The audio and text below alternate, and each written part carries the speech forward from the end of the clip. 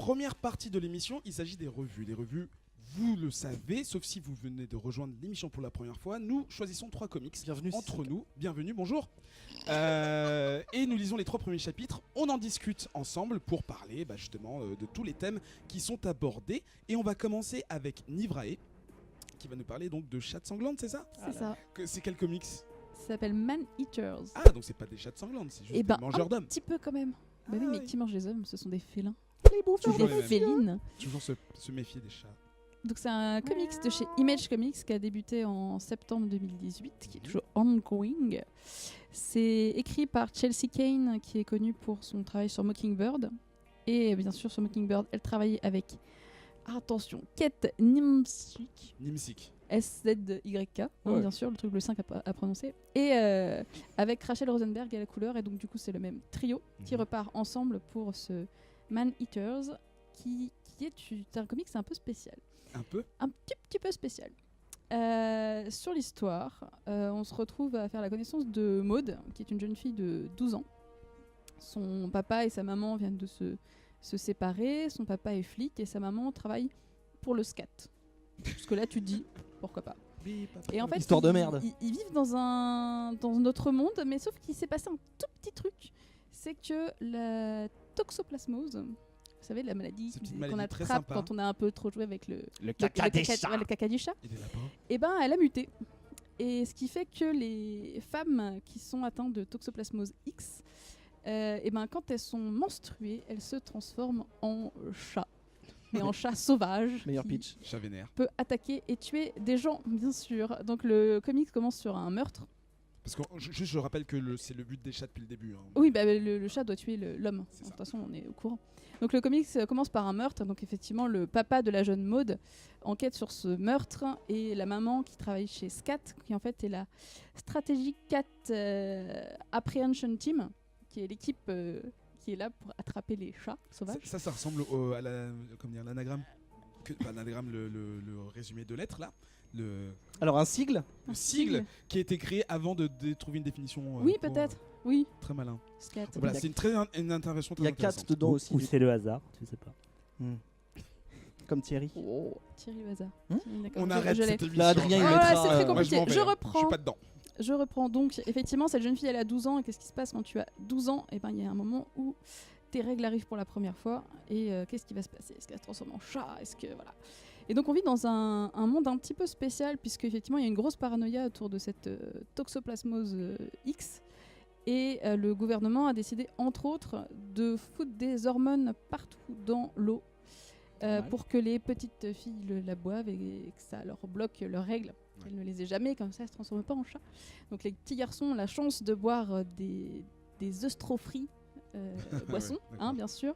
Bien sûr, les filles n'y ont pas accès ou alors elles se font engueuler dès qu'elles tentent de boire ça. Donc en fait, c'est un univers qui dénonce beaucoup de choses. Donc d'une, les sujets tabous autour des règles, tout ce qui est politique, social actuellement autour des femmes, les protections qui sont pas remboursées, ce genre de choses. Il y a beaucoup de thèmes qui sont abordés. Et en plus de l'histoire qui est racontée dans le comic, cette histoire de meurtre avec une jeune femme sûrement qui s'est transformée en chat sauvage et qui bouffe des gens.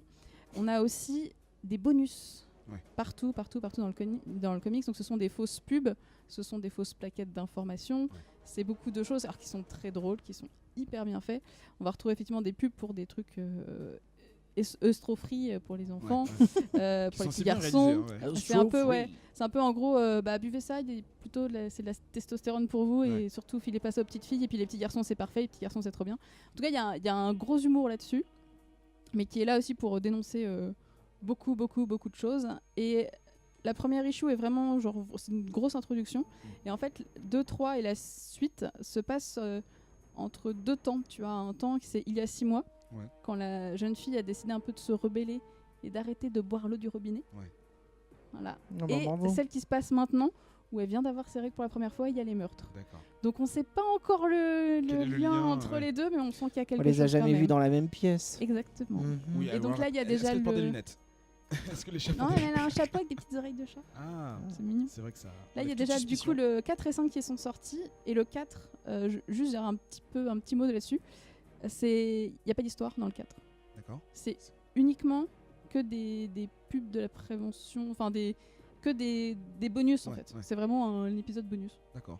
Voilà. Qui vaut aussi cher qu'une issue normale. Qui vaut aussi cher qu'une issue normale. Bah il y a beaucoup de travail quand même. Non, pense, je dis pas, sur la je rédaction. me suis arrêté au autour de 3, ça, donc ouais. j'en sais rien, mais ça Non, fait non, partie du truc. Il y a pas mal de choses dedans et c'est beaucoup de rédaction justement autour de l'univers. Ils te font grandir le truc pour te mettre en avant justement les petits garçons parfaits, les petites filles c'est pas bien et tout ce genre de choses. Joyeuse.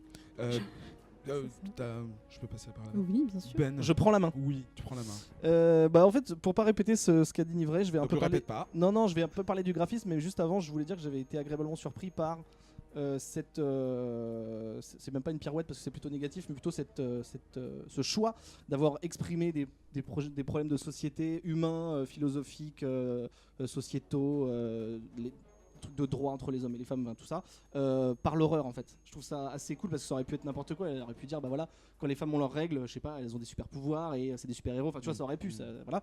Là, le fait d'avoir choisi le thème de l'horreur, ok, il y a le côté enquête, c'est un peu gore et tout, mais je me suis vachement rapproché dans ma tête de Starship Troopers pour parler de films où t'as une critique de la société. Il y a de l'horreur et du gore qui est à la limite pas de la parodie, mais en tout cas du second degré, tu vois, c'est tellement gore que ça devient rigolo.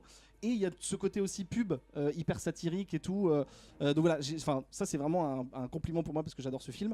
Et donc ouais, pour parler du graphisme, je trouve que c'est vraiment une bonne... un bon graphisme en tout cas. Sur un sujet comme ça, je me serais pas forcément attendu à ce qu'il y ait du taf parce que pour moi le sujet est assez important pour suffire lui-même. Mais il y a un vrai taf sur le trait, sur la couleur et sur le... J'aime bien, c'est un style avec des gros traits un peu cartoon. Au début j'étais pas fan des incrustes Photoshop parce que Hélène a parlé de pub et tout ça, mais il y a aussi des fois un magazine sur une table où il y a des trucs en réel quoi. Voilà, même graphiquement, des télés. Ouais, il y a même un petit clin d'œil sur Beach Planet à un moment. Purement graphiquement, c'est un truc que je déteste, mais là, tout le côté pub, propagande et tout fait tellement partie de l'histoire que du coup, le fait que ça dénote graphiquement, il y a une raison, c'est pas juste foiré ou quoi que ce soit. Donc j'adore. Donc voilà, très bonne surprise. Je pense que je vais continuer après 3 issues parce que j'ai envie de savoir ce qui va arriver à cette jeune fille. J'avoue que le côté enquête de est-ce que c'est elle le chat sauvage ou pas, ça je m'en fous un petit peu. J'ai vraiment envie juste de voir comment ça va se passer par rapport à les intrigues dans les intrigues, genre voilà, est-ce qu'elle a bu de l'eau, qu'est-ce qu'il y a dans l'eau, machin, et puis cette critique de la société aussi, ça m'intéresse vachement. Donc ouais, très bonne surprise. À voir les couvertures qui sont un peu rigolotes, ça m'avait pas branché plus que ça, mais je suis content d'avoir C'est vrai lu. que c'est des couvertures qui sont pas dessinées du coup, c'est plus du montage photo. Ouais. Bah, y a le numéro 2, il y a un tampon, elle est quand même pas mal. Ouais, il y a un tampon, il y a beaucoup de glitter, ils sont beaucoup joués sur les paillettes. Glitter. Énormément joués. Et toi, Grégou? Je ne l'ai pas lu. Pardon, excusez-moi. Alors je ne l'ai pas lu. Puisque... Non, si. Ouais, c'est un sujet qui est pas facile à aborder. J'ai limite envie de me réserver sur la critique, de peur de dire des grosses conneries. Parce que t'as ressenti. Je pense que c'est un comics qui doit énormément parler aux femmes. Oui, forcément. En tout cas, plus qu'à nous les hommes. Et que nous les hommes, on peut que gratter un peu la surface. Oui, mais ça peut aussi nous faire nous rendre compte de certains trucs, puisque là l'équipe est est 100% féminine, donc elles ont des trucs à dire, tu vois. Justement, c'est important. Tout l'intérêt du comics, c'est d'essayer d'abandonner très rapidement le premier degré et de lire tout ce qui est dit en dessous, en fait. Alors, de mon modeste point de vue, moi j'ai vu qu'en fait le problème principal c'est que les femmes se mettent à tuer des hommes essentiellement d'ailleurs, enfin elles tuent des femmes à un moment, mais les victimes qu'on voit en tout cas au début sont des hommes quoi, et que donc ce que j'y ai vu c'est que à partir du moment où les hommes sont embêtés par ce problème, on va tout mettre en œuvre pour bloquer les femmes, arrêter leur menstruation artificiellement, et qu'en fait on va protéger les hommes au maximum pour que eux aient la vie la plus facile possible et mettre des bâtons dans les roues au maximum aux filles.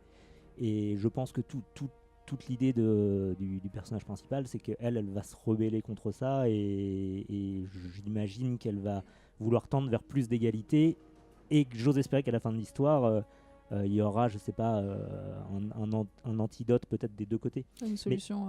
Mais on retrouve pas mal boire de l'eau de mer. Le thème de la. La mère de qui? De la. Mince, j'ai perdu le mot. Merde. Tu sais quand tu peux plus avoir. Alors stérile, vous alors allez rire. Voilà, quand tu Vous allez rire. la contraception. Ah, je trouvais- d'accord, Contraception, très bien. Donc la pilule, tout ça. Voilà. Oui. L'histoire de la contraception, c'est que aujourd'hui, il existe de la contraception masculine, mais sociétalement, on impose aux femmes C'est on notre impose. responsabilité. Voilà, on leur a donné la responsabilité de la contraception, et nous, on est quand même peinards. Faut pas se voiler la face. Et ça me fait penser aussi à. Alors, j'ai lu un tweet à ce sujet-là. Je sais pas si c'est vrai. Je suis pas allé vérifier l'info. Mais apparemment, l'histoire des 5 jours de pause dans la plaquette de pilule, c'était à la base pour contenter le pape, pour que le corps évacue naturellement les menstruations et qu'on arrête de la médicamentation pendant ces 5 jours-là. Vous avez pas vu passer cette news-là? Il y a un Non. petit peu- Je Alors, suis je dis pas peut-être le- des je follow conneries. pas le pape. À vérifier, mais encore une fois, ça allait dans le sens, on a joué avec la santé publique des femmes pour faire plaisir à un homme ou encore des hommes. Et pour moi, c'est vraiment le premier thème central, en tout cas, qui m'a sauté au visage dans ce comics. Et je pense qu'il y en a bien d'autres encore à gratter. Et c'est intéressant à lire, en tout cas, pour tous ces aspects-là. En tout cas, ouais, il est pas mal cité pour être dans la mouvance un peu de Handmaid's Tale, le sujet où en fait les femmes sont rabaissées face à l'homme encore plus que. Enfin, Handmaid's Tale, c'est dark de ouf. Là, C'est là, dark de c'est ouf, quand oui, même mais un peu il plus est léger, heureusement. mis comme étant dans Oui, la oui, même bien sûr, mouvance bien sûr, parce oui, bien que tu as en particulier une scène où effectivement il y a ce premier meurtre et ils se disent donc on a 5 jours pour attraper la personne parce qu'après c'est un nouveau cycle et il faudra attendre.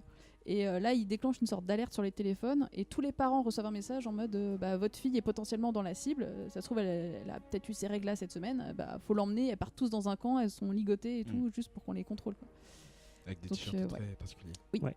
Et donc, moi, sur ce genre de critique, j'ai peur de dire des bêtises toujours. Mais Parce parle avec qu'on ton est- cœur. J'ai essayé de parler avec mon cœur, Bah mais voilà. j'ai peut-être dit des énormités. Et j'espère Faut vérifier que pour le nos pape, je pense. auditrices, On demandera au pape. Voilà, allez, nous allez tous pardonnons. sur le compte du pape pour vérifier si Non, mais il a ce bien dit ça. alors c'est bizarre de se dire qu'il faudrait le préciser parce que ça paraît tomber sous le sens, mais c'est pas une lecture. Enfin, tu disais que les femmes avaient plus de trucs à dire là-dessus, je suis d'accord avec toi, mais c'est pas une lecture pour femmes. Non, non, c'est au pas contraire, parce qu'il y a au des contraire. paillettes et du rose que voilà. Ah oui non enfin, clairement c'est c'est important. Enfin, accessible. c'est pour vraiment, c'est une lecture pour tout le monde et pour moi, il faut que les gens le lisent. C'est pas juste, c'est intéressant et en plus c'est drôle et c'est joli. Donc, Il faut surtout lire les bonus, faut pas passer au travers. Il y a plein de choses cool dedans, des choses drôles dans l'humour du comics bien sûr, mais c'est énormément de contenu qui est hyper important en plus et pour mieux comprendre l'univers en plus on se trouve.